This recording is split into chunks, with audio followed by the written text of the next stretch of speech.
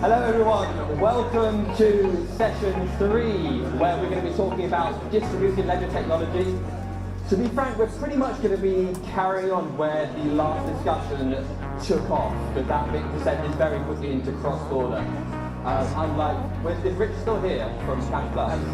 We're not going to go here through to trying to defend the big banks because no one else is, but no, that's a very good session. We've got a good selection panel here.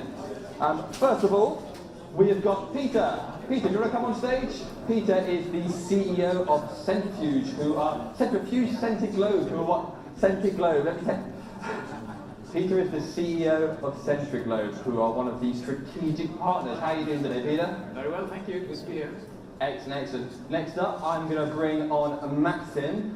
Maxim, if you Google Maxim and Bitcoin, do not click on images, and do not click on images as your wife comes in, because it's lots of pictures of the Maxim models in bikinis in Miami. So, yeah, speaking from experience. And lastly, we have Amelie Arras from Zumo.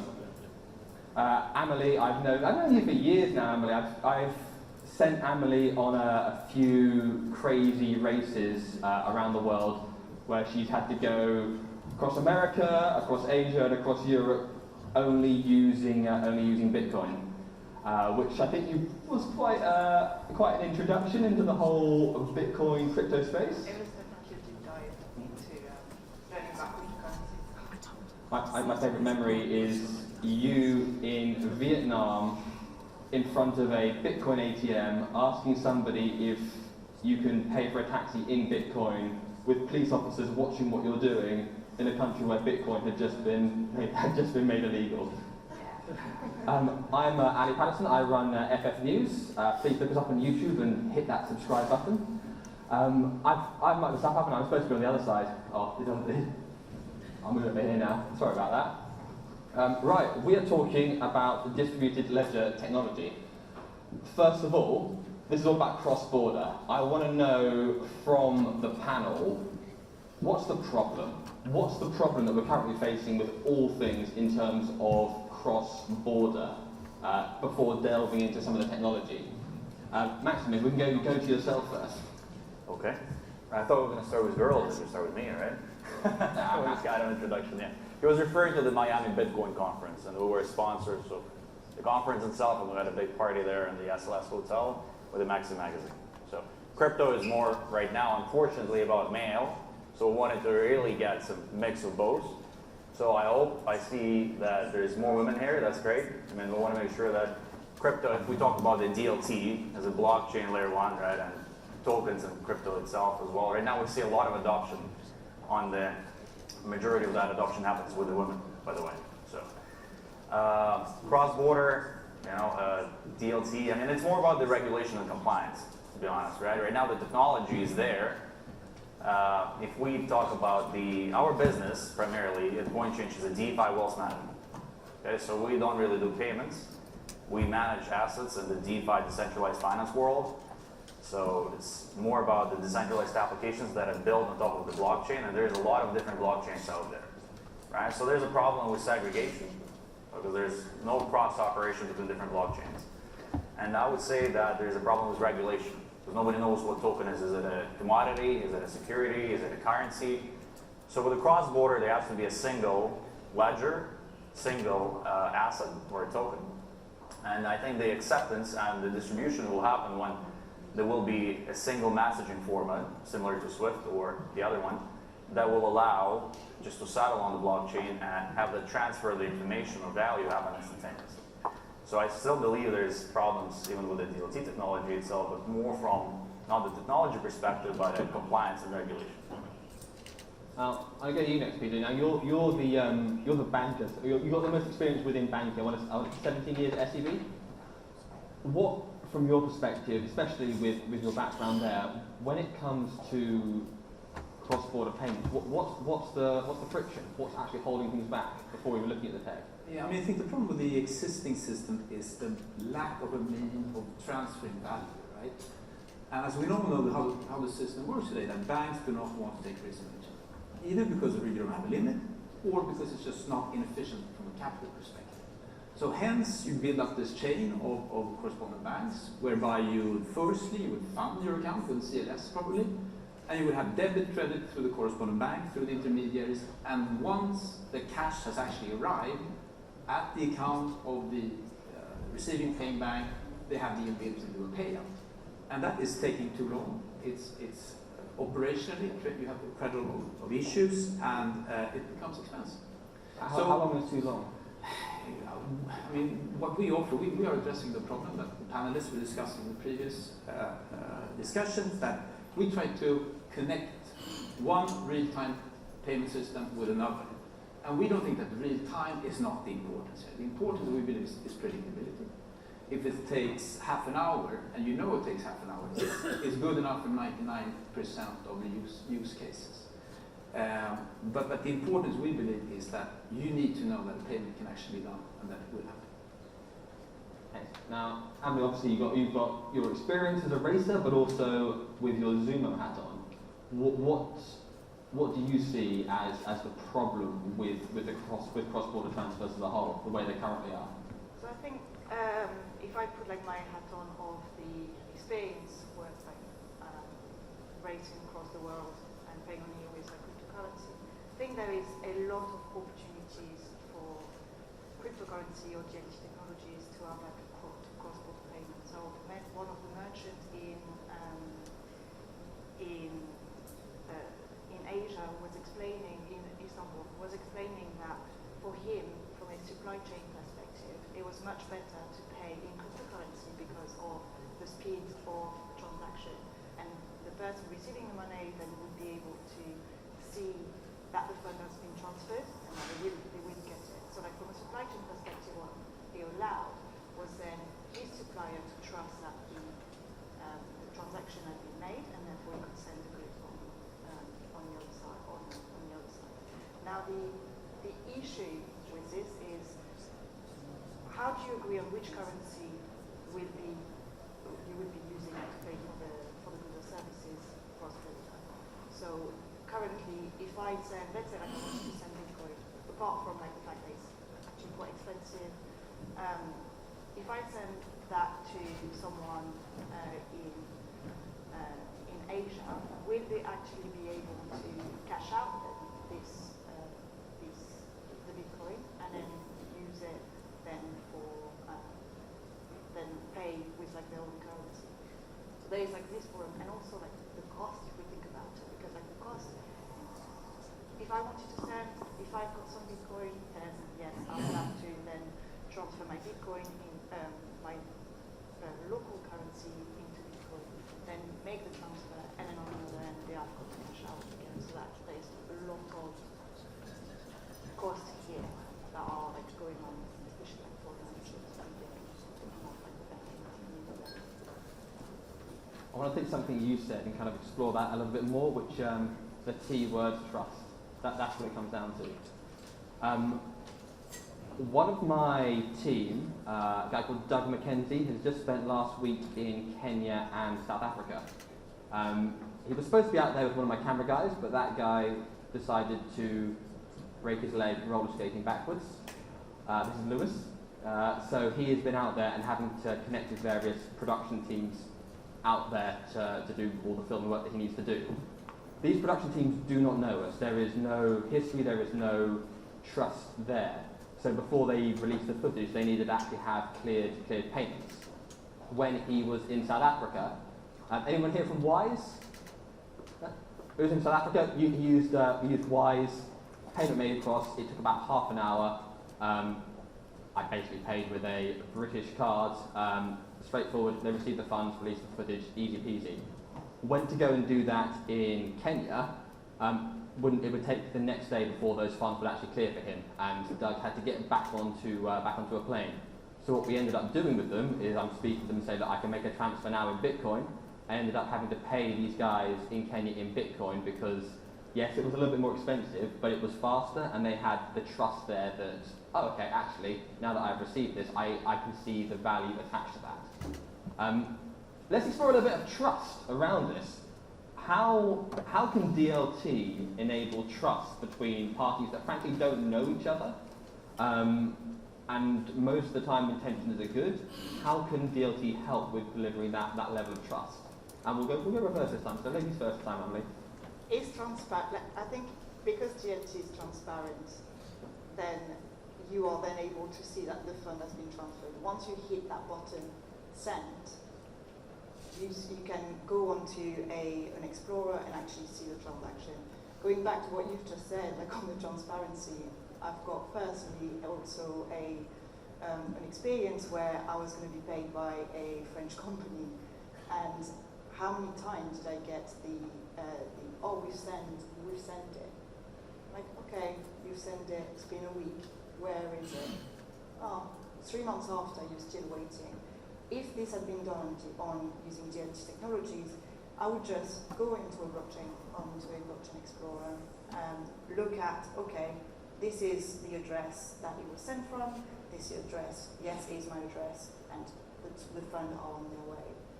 That is, to me, like the ultimate trust, is that you are able to see at any point where is your transaction. Brilliant, excellent. Peter, let's talk a little bit around this with Centiglobe, because you guys, it's all instant cross-border payments. Yeah, I mean, first of all, we're a non-crypto company. We only work with fiat. We tokenize regulated assets. We don't see that crypto will be adapted by banks. We don't think that it's about, you need to take the technology, the actual blockchain technology, to the banks and adjust to how they work with risk, the legal, their part, and so on. If not, it's going to be difficult to adapt. That said, though, we see that the technology is very interesting in that we can eliminate a lot of intermediaries that do not really bring much value to the flow. We see, most importantly, that it brings trust. Because with the technology, if you can create, for instance, a digital asset, and we will in that case, tokenize bank deposits, government bonds, you could actually create a network of banks that could interact with each other, and they could eliminate the counterparty risk by transferring a digital asset in real time instead of going through an intermediary flow of different banks, different correspondent banks. And the beauty of this, of course, is that you can get network economy. You can get a lot of banks. You can have a bank in Wisconsin cooperating with a bank in Sweden, and cooperate with a bank in Australia. And all of a sudden they could have access to the same type of liquidity, and they would not need to take risk on each other, because they would have a mean whereby they could transfer value. So why is that not happening now? Well, this is of course a way structure that's been existing for decades, right? But I think it's happening, and I think that if you talk to the big banks, there's a total consensus that the technology is extremely interesting, and it opens up a lot of opportunities, not only in payments. We're talking about settling securities or tokenizing real assets. So I think everyone is aware of the potential of the technology, and I think it's coming slowly but surely. Maxim is very much the engineer and on the venture capital side of things. You've done quite a lot of work and within the crypto space. Talk to me a little bit about trust and how this affects cross-border. Yeah, and when you talk about the trust, right, we all used to trust the bank and the IOU, right? The phenomenon when you deposit, you get IOU, certificate of kind of belief. So crypto is like not your keys, not your crypto, right? So you're your own bank. A lot of responsibility comes with that. Not everybody wants to manage their own keys or manage their own assets. So they call it trustless environment. Blockchain is trustless, so you don't need to trust anybody, right? So it does have all the computations. That's what the miners do. That's what proof of stake does. So it's trustless. Its ability to make sure that the counterparty is honoring the transaction, and then to your point, when you're sending the transaction, there's no way to reverse it. Right? So if you send it to the wrong counterparty, it's not like in a bank, you can go and call it back, and they do the trace, money come back. You send it, it's gone. So with the trust comes the responsibility, right? And you just trust yourself and trust the blockchain. So trust no one very much. We work in the, again, DeFi space. DeFi is decentralized applications. So application built on top of the blockchain, right? The majority of those applications, the mechanics behind it is the peer-to-peer transactions. So I come to borrow, I can lend, somebody comes to lend. So the blockchain application connects us and settles on the blockchain. So the pricing is very transparent, and the speed of capital, velocity of capital is pretty fast because of the trustless environment. We don't really need to sign any papers. We don't really need to see each other. I go online on the web browser. I connect my MetaMask. It's a wallet, right? Extension. I put my capital in the application. Somebody comes and takes it, and we're done, right? So there are swaps, there are lending, there are insurance available on the peer-to-peer decentralized basis.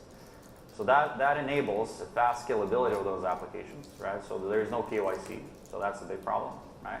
A lot of those applications are not really managed by a centralized party, so a group of developers, right, a community. So they call it democratization of access to the financial instruments, right? DeFi and blockchain. Democratizes access. I don't need a third party. I don't need to be a accredited investor. I don't need to have a friend, a broker, right? I can just go online, connect my wallet, do the transaction, borrow, lend, yield, trade, swap, right? But with that democratization of access comes also, with that innovation, comes also a lot of, like with any nascent market, there's a lot of good actors with a good intention, right? Everybody knows ICO boom of 2017, right? When there was a lot of tokens that like the vapor value, right? So they raised money. It's also good because it's access to capital, right? At the same time, that ICO phenomena did allow a lot of people to raise money and build some kind of protocols that exist today, like Cardano, Solana, Celsius, Swissborg, right? There's some real businesses that came out of it. So again, that was about trust. I mean, do you trust somebody who is selling some kind of a token, give you your capital, hard-earned cash, right? For a belief and a future promise of value, right?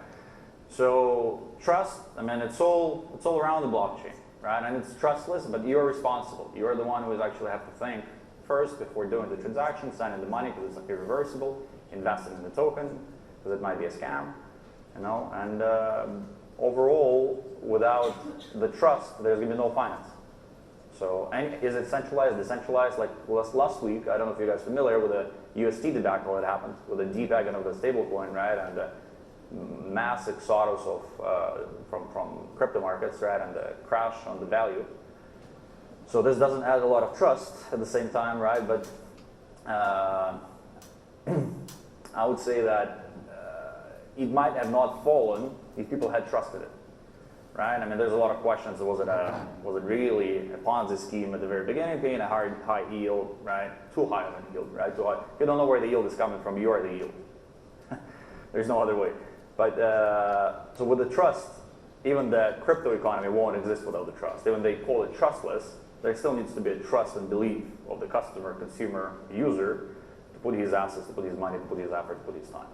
If people don't believe, something is going to happen. What happened to the UST? People are going to run on the bank, take the money out, right? And the business is going to disappear.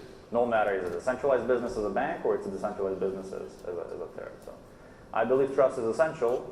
Blockchain has a little bit more efficiency regarding the trustless environment than the traditional businesses, but without the trust, there is no finance. So. Amelie, did you want to weigh in? Oh, sorry. No, sorry, I'm listening. Very glad you said that about blockchain being trustless. Highly recommend people bookmark this to watch later. Anyone seen Hamilton, the musical? No one? Oh yes, excellent. There's an incredible YouTube video of Hamilton versus Satoshi as a rap battle. It's incredible. You've got to look at it, check it out. It's amazing. But it contains the line, you don't need to trust the people, you just need to trust the code. I think that kind of ties neatly with trustless on there. Let's break down, Maxim, what you were talking about there in terms of KYC and KYB, because one of the big costs with cross-border transactions is making sure that you're not giving money to people that you shouldn't, terrorist organizations and such. I'm going to go to yourself, Peter. So you're obviously working in fiat and sending money to people all over the world. Where does KYC and KYB come into this? How do you ensure that you deal with quite a lot of different regulations around the world when it comes to AML? Well, firstly, we're not part of any transaction. We're just enabling banks to interact between each other. Okay. And we're enabling them to reduce the counterparty risk between each other. So we are not initiating any payment, we're not holding any cash. So ultimately the KYC on the beneficiary or the sender is always the responsibility of the bank or the payment institution.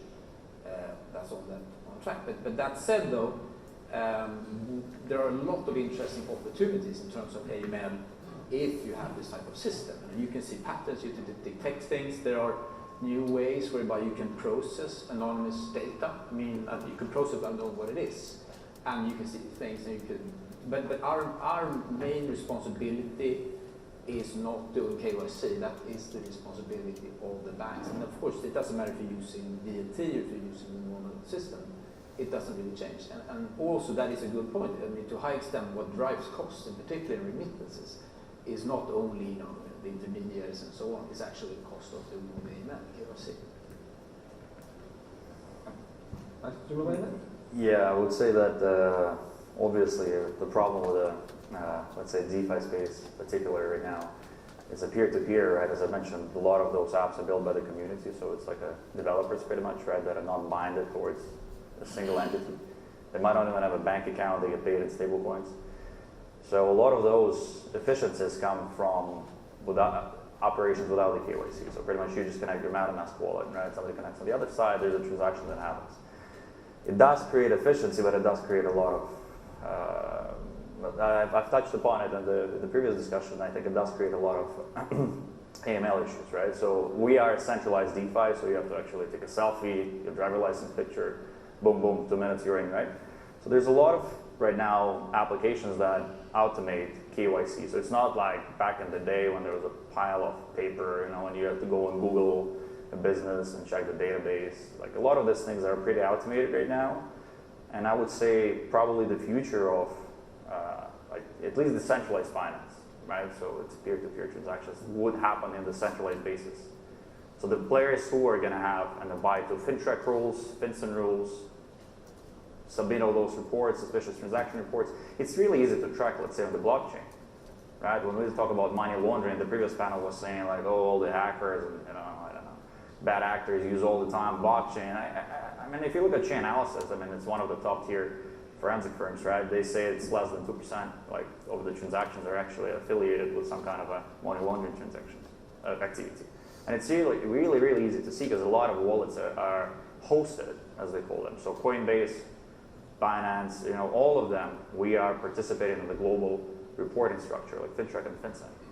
So, and even if you're not using a hosted wallet, you're using your cold wallet, like a ledger, right? It's still very easily trackable on the blockchain, the full transaction. And right now with the sanctions on Russia, let's say, there's a full list of the exchanges that cannot be touched by the centralized counterparties, right? So if you receive a transaction, the transaction is reverted back to the sender, and you report the transaction. So there's different, on the Chainalysis, at least in our compliance side team, I sometimes go and check, those crazy circles that are intertwined with each other, and they see the full from the initiation of the transaction to the last point, and there's a risk score associated with that.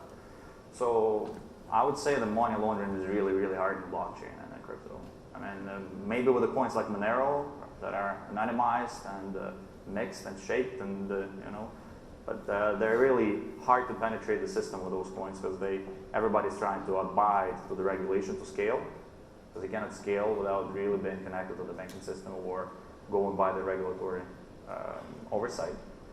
So I don't really believe that there's a big problem with the compliance or money laundering in crypto overall.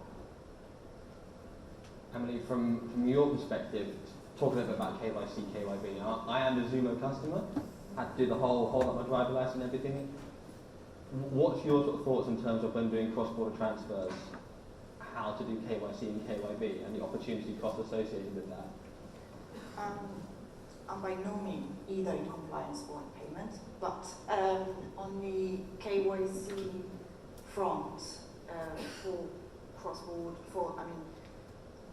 to go back to your point, Maxim,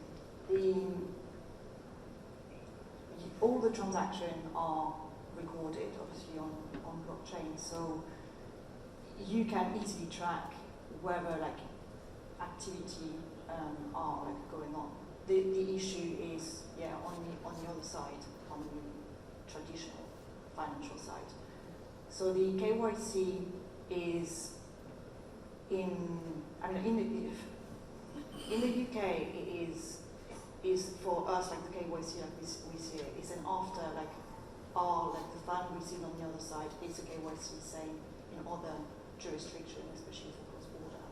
I think to me, that's so looking down what I've been talked about so far, just as a bit of a wee recap, you've got transaction costs if using, say, Bitcoin or whatever. You've then got the time costs. You've got KYC associations there. Want to throw this open as well, because I know this is something that Zumo is very hot on. There's also, if you read the Daily Mail, and if you hold Bitcoin, you're actually killing the planet. So there is a kind of an ESG element as well. Are there any environmental associations with using DLT, that trustless approach, compared to the traditional way of doing cross-border payments? We've done a lot of work with our environmental advisor on looking at the carbon impact of Bitcoin. So you've got proof of work, proof of stake. Proof of work is Bitcoin and Ethereum currently, and they are the way that it works, it is the most energy consuming. So in our report, what we've explored is different methodology on which you can actually quantify the electricity consumption of Bitcoin, and we look at how then can you compensate for that electricity consumption. So we ran a pilot recently with our customer base, and this will be available via Zumo Enterprise, which is our intelligent embedded crypto platform, whereby we provide like the banks and fintech the infrastructure to be able to roll out crypto solutions as well. So what we looked at really with that pilot is for every Bitcoin transaction that is happening on Zumo, we are buying renewable energy certificate to compensate for the electricity consumption. Now, this renewable energy certificate, the idea is that they are incentivizing the renewable energy market, and therefore, like, there is a circular economy that is happening here. So this is like one way, but there is like loads of like different methodology. To actually wrap up on that, the proof of stake mechanism are the one who are taking the most, that are the more energy consuming. Proof of work is most energy consuming. Proof of stake is much less. So when you look at like Bitcoin, it is consuming a lot. When you look at other, such as Stellar, for example, are DLT are taking much less. So yeah, so it is better proof of stake than proof of work. Excellent. Peter, did you imagine you guys want to weigh in on the environmental costs? Yeah, but we're of course only using proof of stake, and it's simply if you want to do payments, you can only use proof of stake. Bitcoin will never serve as a mean of payment because it's so inefficient. And I think you can, I'm not sure. I think you can transact 4 transactions per second or something like that. Bitcoin, so it will never be served as a way of transferring value quickly. There are other type of digital assets that are much more efficient. No, I don't think that crypto miners, right? This is the guys who actually validate the transactions, right? So that's proof of work is pretty much, you don't need Amazon, right? That's your infrastructure. So to support any infrastructure, you need to spend energy, right? It's impossible not to spend energy and support your server infrastructure, right? So the blockchain is the same thing. So just proof of work is more, obviously more consuming. And don't live in isolation. Those crypto miners, I mean, we have them as a clients as well. So they manage some of the treasury with Coinchange. So those guys, we know that they're looking for a better green energy. So Quebec, let's say hydro, they go to Quebec. They go to Niagara, right? So obviously there's a pressure on the business, also from the public, from the shareholder base, to adhere to the new standards, right? So to everybody to understand their part, and I'm sure that we cannot say that. It's hard to compare, I mean, what's the traditional banking server infrastructure and the payment infrastructure to the, let's say, crypto miners and proof of work. I don't even know who's more efficient, you know, and who's more green in this case.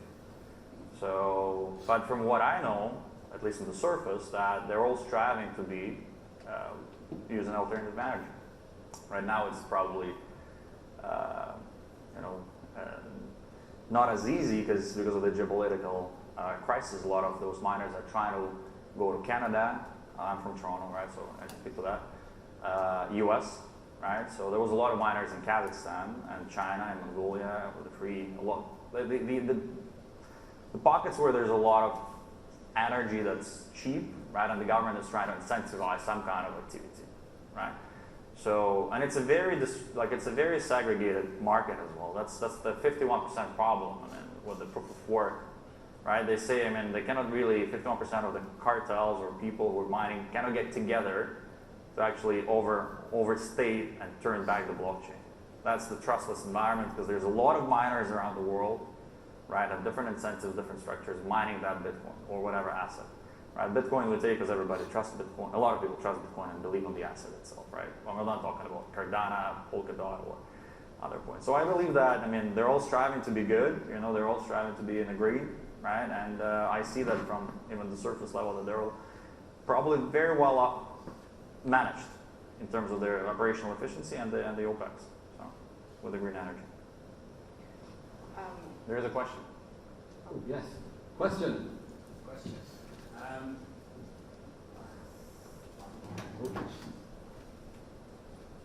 Thank you.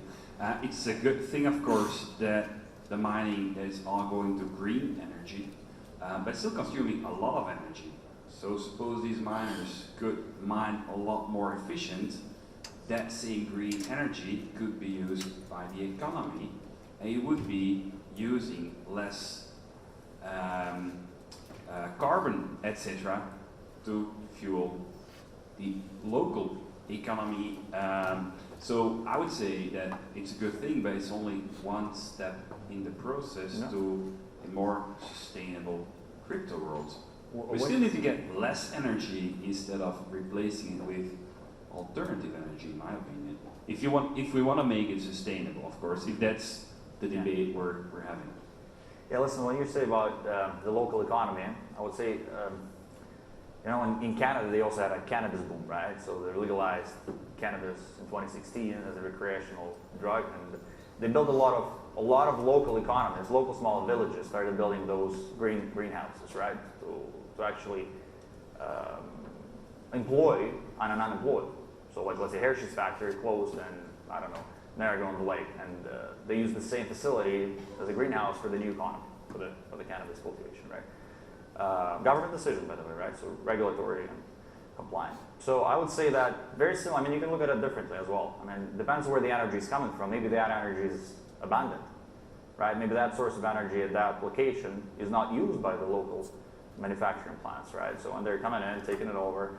I know there is incentive right now in Alberta, in Canada, by the government, by the Ministry of Finance, to actually subsidize and give you a tax-free mining for crypto miners, right? Because the oil wasn't as well priced as it is right now, right, in the last couple of years. So they built up those incentives for the crypto miners to come to that location and build up their facilities and use access of the energy.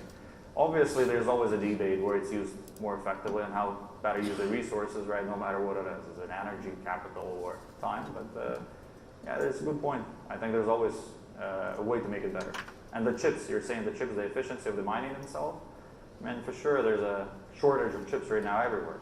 We're lucky if we're going to get enough cars, right? So we're not talking about the crypto miners right now, but there's a way to improve, for sure. To reply to your comment here, I was speaking with a mining crypto company in France recently, and they mentioned that if you look at other industries, really, like the crypto industry has got a huge opportunity to decarbonize itself, because essentially it's quite easy, like what the carbon footprint is and the emissions are. It is the mining of the Bitcoin. Now, when you look at other industries, wherever when they need to use renewable energy, they are quite restricted to where they are. Whereas like in cryptocurrency, if you want to mine Bitcoin in the middle of Africa, you can just go there and get directly to the source. Now these places where he was explaining, that guy was that in Africa they started a lot of like projects to generate renewable energy, but they don't have the demand for it. So the only way that they are going to fund themselves is when crypto mining companies are going just next to this, get their excess renewable energy, fund more projects, and this is then like going up. Like they create more, they've got more money, they can, and this is then like going back. So I mean, like this is like obviously like one side of the debate, or like a way to look at things. But yeah, there is that part where there is a huge opportunity to get renewable energy and incentivize the renewable energy market, but then also proof of stake reducing. I think that's why China banned crypto as well, trading and mining in the first place. Energy, not enough energy internally, right, to support all this production. One of that maybe. Yeah, and I mean, you know, lack of water in the North China as well. So I think that's. I mean, you're right. That's Africa has this access. China doesn't have enough to support even huge production that they have. Like they closed Apple plant for a month, right? If you get to Apple, how much of that plant do you have to close on a smaller level before you're going to ask Apple to close, right? So obviously there was a problem at the energy level. So mining is one of them. Yeah, I mean, I think maybe coming back to the payment part of this, and thinking a bit what can actually DLT payments globally, what type of impact could it have on the world economy? What type of efficiency gains could you have from DLT? And I think something that is overlooked is, I think it's a bit too much focus on how many cents can you save on a payment, and you know, the speed. You have to ask yourself, what is the implications for real-time payments? And I think the huge implication of this is on global cash management. Because if you have the ability of controlling your liquidity, moving it 24/7 whenever you want, why would you need Citibank's local cash pool in Citi? You can scrap it, right? You could centralize all your cash at your head office. If you're a PSP, you have it at home. Why would you need to have pre-funded accounts all over the globe? And this is not about saving a few cents. It has a huge impact on your capital structure. If you are able to release equity, free up equity, and you can give it back to your shareholders, what is that worth? So if you think of it on an aggregated scale, the amount of capital that could be managed more efficiently by getting real-time payments is actually a huge efficiency gain for the world economy. That's a very, very good point. I would be tweeting that there. Sorry, go ahead. I would also add, you know, they say those crazy DeFi yields, right? You provide liquidity, you get paid like 7-8%, right, for that liquidity. I think that's the true value of a dollar today with all the inflation. I mean, the bank will pay 1 because of the capital velocity, right? So same thing. I mean, I think more hands, like exchange, like more services created, more products sold, for sure creates more value, right? So I think the true value of a dollar, I mean, is like today, the world is like 7-8%. You know, if you're going to loan something, your assets to someone, it should not be less than that. So I believe that with the DLT, with the DeFi, and the velocity of the capital and exchange and transaction settlement, right, on the immediate transaction settlement, that pays probably more of the true value of a dollar than the bank. Also because of the inefficiencies that they have. Apologies, I meant to say right at the beginning, put some questions in the app. There's a bunch in there now, which I'm just starting to go through. We have another question here. Yeah, if we come back to solid coin, it's a question for Petter.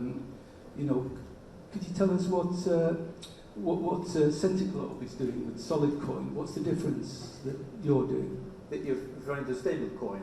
Mm. I mean, a stable coin is really something. I mean, it's a digital asset that is representing something, right? And stable coin normally would be linked to a currency. Most commonly would be the US dollar. And of course, you have a lot of different stable coins. And needless to say, I'm sort of toning down our stable coin structure, mindful of what happened last week with UST. But the interesting part about stablecoin is that what is really backing it. And we believe that in order for a stablecoin to really have pure value, it needs to be backed by regulated assets. So the first thing, of course, would be what we're doing now, which is high-grade escrow account. You have an account with Citibank, you tokenize it, and then what you're actually doing, you're transferring the credit risk of Citibank among parties. But the really interesting part is, why don't you just tokenize a government bond? Why would you need to wait for the CBDCs to come? It would be very easy to just tokenize a US Treasury bill, and you have your CBDC.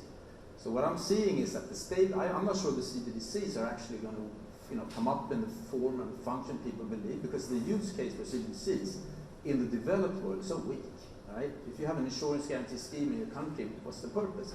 What I believe is that you will have stable coins that are backed by bonds issued by high-grade issuers. It doesn't have to be US Treasury. It could be COFAS in France issuing a dollar paper, AAA.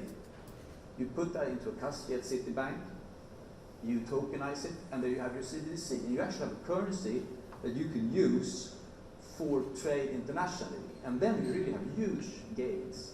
So I think this whole discussion about CBDC is important. Yeah, with the stable coins, there's 3 types of stable coins, right? So last week we've seen the programmatic one, right? So programmatic is something new. Like USD was a programmatic stable coin. There's also USDC, so issued by Circle. So those guys are backed by BlackRock and JP Morgan. So they have full reserves that are audited and backed, and they're publicly traded, so all the reports are really disclosed. So this is kind of a true stable coin that's fully backed by commercial paper or dollar.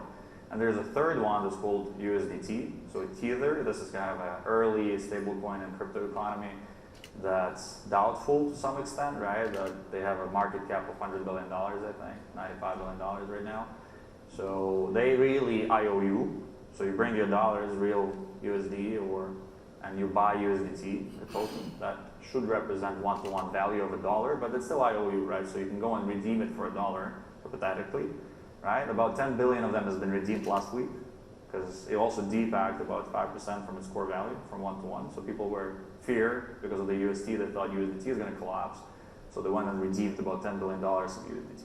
So those guys published their own report and audited it as well, and they keep about 60% of that in the liquid assets, about 20% in the commercial paper, and another 20% they say in investable assets, equities probably.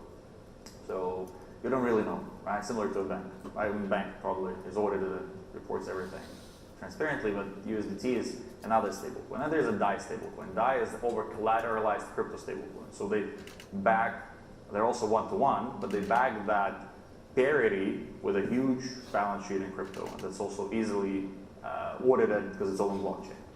So DAI, USDT, and USDC, this is the 3 stablecoins that are pretty safe right now. UST was a programmatic stablecoin that was backed by its own token, Luna token, right? And Luna was backed by the activity on the chain and different applications and the community usage. So what happened there is still to be revoked, right? And it's also easy. Again, Chainalysis is going to do their analysis and see what happened, who was selling and why they were selling, and who was shorting, if anybody was shorting, right?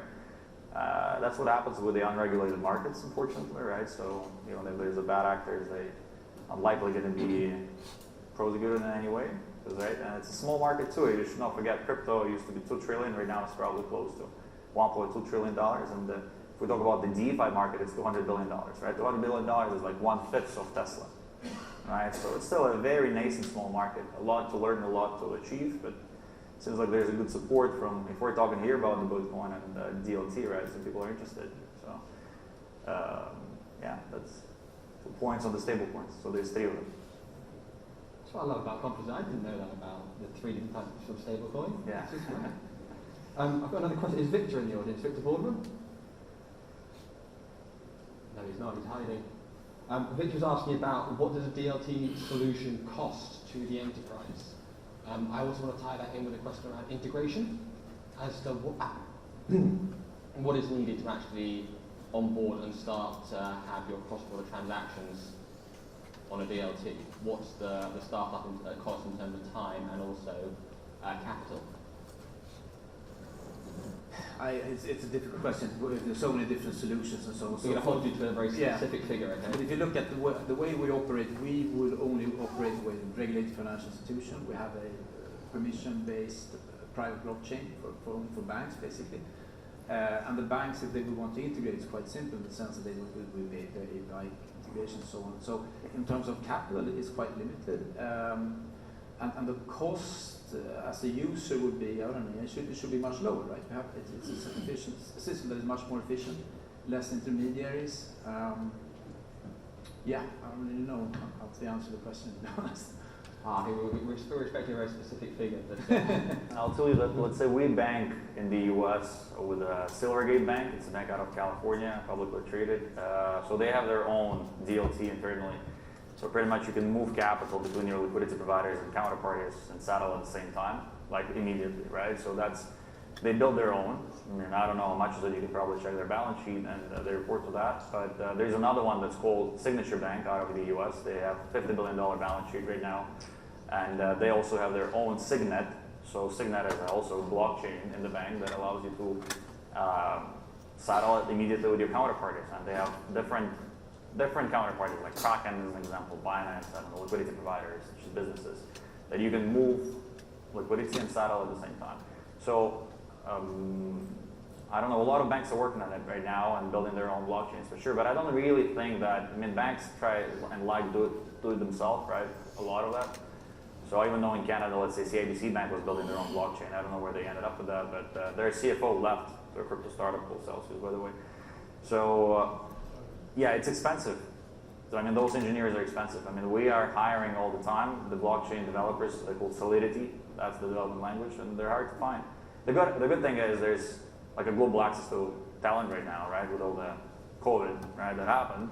There's a lot of bad things that happened, but some new behavior that we learned is we can hire globally. And by the way, blockchain gives access to commercialize that talent. So if you're a developer, let's say in Africa or in Asia, or no, doesn't matter where, you can just build an application, right, and publish it on the blockchain. That's what DeFi is about, right? So, and then if you have really good incentives for the capital or some good efficiency, some kind of activity that you facilitate, right, on the peer-to-peer basis, that's what the application is supposed to do, the money will flow. So as an example, I knew the guys who built a derivative application, a derivative trading application on a decentralized basis for the institutional players. And they got a book of $3 billion in about 6 months. Right? So on the centralized basis, so our other counterparty from Singapore took 5 years to raise $3 billion. Well, those guys did it in 6 months because of the capital efficiency in the decentralized basis. And then we feed liquidity as well to all different applications, all different decentralized applications. And it's really easy. And it's not easy because different blockchains and connectivity between them. But the efficiency, I mean, you look for the efficiency. So that's why there's a high velocity of that capital. So to your question, all the banks building it themselves, and it's expensive. So. Yeah. To actually go back to your point, that there is a lot like blockchain. So Zumo Enterprise, what we do is that we help banks and fintech to integrate crypto with our crypto service platform. And what we've done is that we've made sure that our platform is blockchain agnostic, because there is no one blockchain that we rule. This is the vision, that there is one that rules, and that was like strategic vision, but it's not going that way. So we've made, what we've done is that via simple API, really, a bank or a fintech can connect to our platform, and if they want to integrate then all the chain from like the one that are available on the Zumo platform, then you can go. But obviously, there is like integration cost to that. So for the one that are directly available from our side, there is simple cost. But if there is like any additional, this is project based. But you know, when you talk about the blockchain and the banks, I mean, again, right now in the US, a lot of banks can lend against crypto. So 4 years ago, let's say businesses like Maxim, BlockFi, Celsius, I don't know if you guys are familiar, this is also businesses that generate interest in your deposits. You can borrow from them. So they stepped in when the banks couldn't lend against the crypto, right? But there was a crypto economy 4 years back. Everybody holds crypto as well, like Bitcoin, Ether, right, and the likes. So right now in the U.S., right, on the state level and the federal level, the banks are allowed to hold crypto on the balance sheet, right? Some of them. So, and at least I know of the banks like Silvergate, the bank that it's a publicly traded bank out of California, fully regulated, FDIC. They lend against your assets. Okay, so if you have crypto assets, you can go there as a business and borrow. So they lended $250 million recently to one of exchanges. So banks already do that. They already have the blockchains, and but it's more of the advanced banks that are kind of 5 years back thought on their roadmap there should be a crypto native bank or a blockchain enabled bank, right? And I think it's just a few of them out there, right? So. Brilliant. All right, guys, we've got lunch in a wee bit. Lastly, just for the panel, Amelie, where best to find out more about yourself and Zumo Enterprise? Zumo.tech, the Zumo. website. There we are. Peter, and yourself? Centiglobe.com. Centiglobe.com and LinkedIn, Twitter, TikTok? Absolutely. Brilliant. Excellent. And Maxim, yourself? Coinchange.io, and you can guys Google me on Twitter. Amazing. Find me Yeah. on Twitter. Google me on Twitter, yeah, pretty cool. And you guys are around for this afternoon as well? Yep. Sweet, cool. Guys, thank you so much. I'm starving, so I get some food, so yeah, thank you very much for the panel. Thank you. Thank you.